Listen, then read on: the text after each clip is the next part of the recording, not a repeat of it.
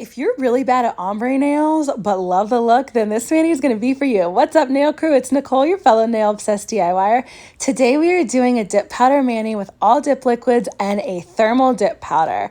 If you haven't used a thermal yet, you are seriously missing out, okay? The thermal dip powders, if you get a really good one, they will change anytime your hands are hot or cold.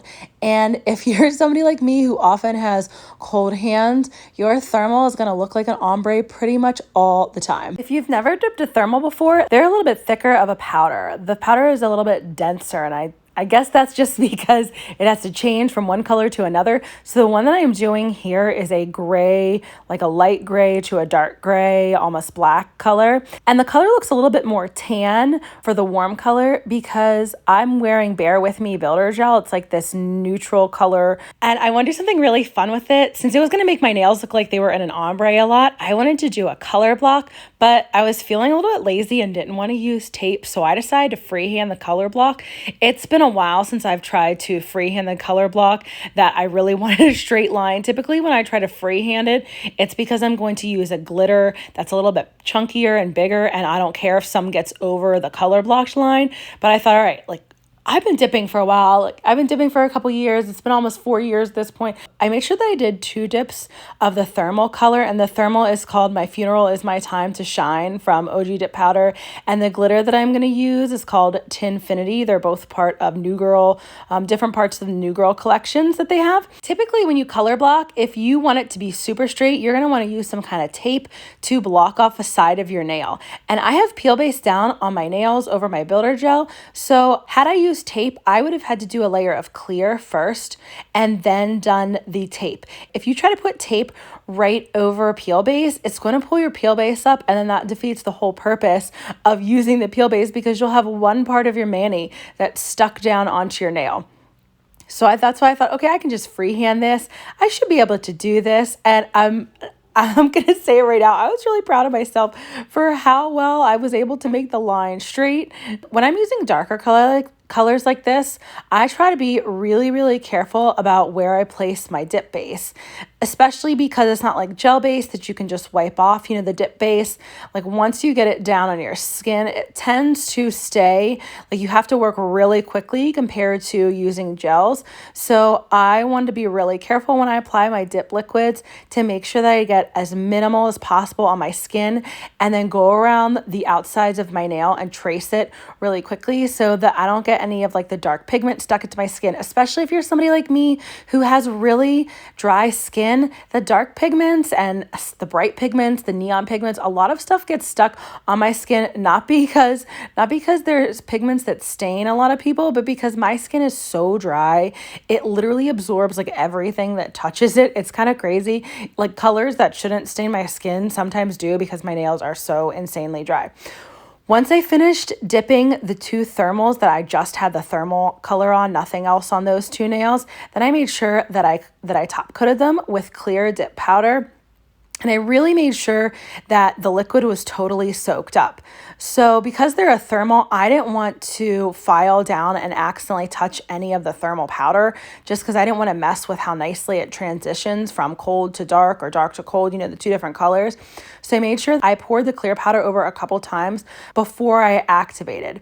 When you're using activator with dark colors, you want to leave some kind of like clean paper towel or a lint-free wipeout and wipe the activator like pretty well on the lint-free wiper paper towel. This way you're not going to transfer as much of the pigment onto your activator brush, because you guys saw me there, a little bit got onto my brush, and if I would have just stuck it back in the activator, then my activator would have had like a blackish gray residue in it. Once I activated those, then I could go into the rest of my glitter. I knew that I could get away with freehanding this color block because the glitter was really thin. So I wouldn't have to worry about it being super chunky on my nail. And if I messed up, I could take a cuticle pusher, a metal cuticle pusher, I can't say that word today, and push the line over a little bit so it looks straighter. That's what I ended up doing after the second dip of this glitter. I did it off camera because I literally had my finger like up in my face super close to make sure that it was really straight. If you want something really fun and really glittery, then doing a fine glitter is going to be a great option for you if you struggle with chunky glitters. The chunky glitters are notoriously harder to work with. If you get a good one, it shouldn't be too hard, but still, if you're newer and starting out and you want something super sparkly, the fine glitters are where it's at because you get a lot of dimension since the glitters are so tight together and little. And all you have to do for fine glitters, like you do for chunky glitters, you just have to lay your nail flat onto the glitter powder.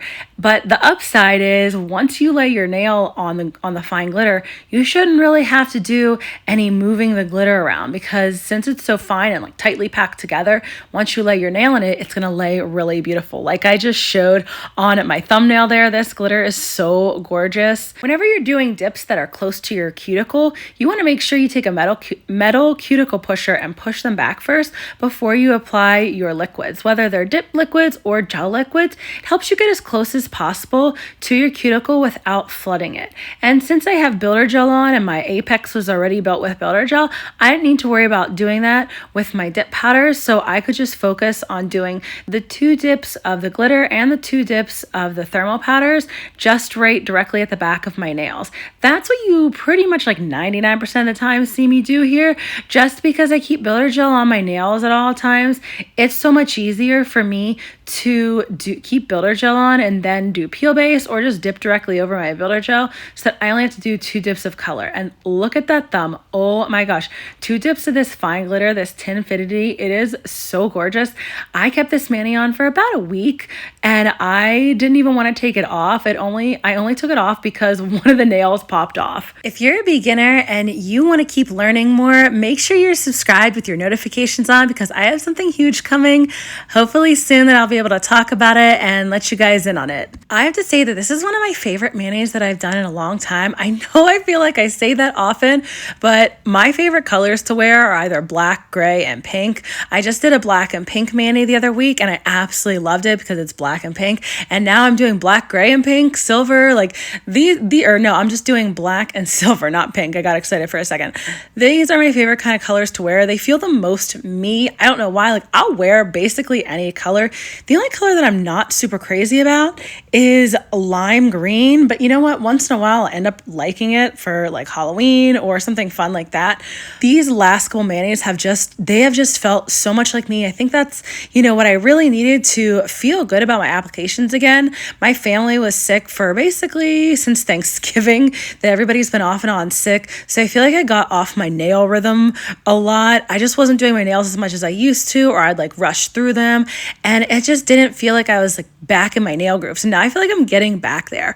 Once I finished my glitter nails, then I encapsulated them with clear dip powder and activated them so that they could dry and then I could file and shape everything all at once. I had already clear top coated my 2 solid nails, my 2 thermal nails, and activated them so that they would be ready to buff and shape once I finished up my glitter. I only had to do a little bit of buffing and shaping with this mani since I did my application really well, so I was super excited about that. Sometimes I end up having to do a ton if I do a messy application, but I feel like, again, I'm getting back to myself, so I luckily didn't have to do a lot. If you're still struggling with your dip application, then come check out 10 reasons why your dip nails are lifting. Thanks so much for joining me today, nail crew.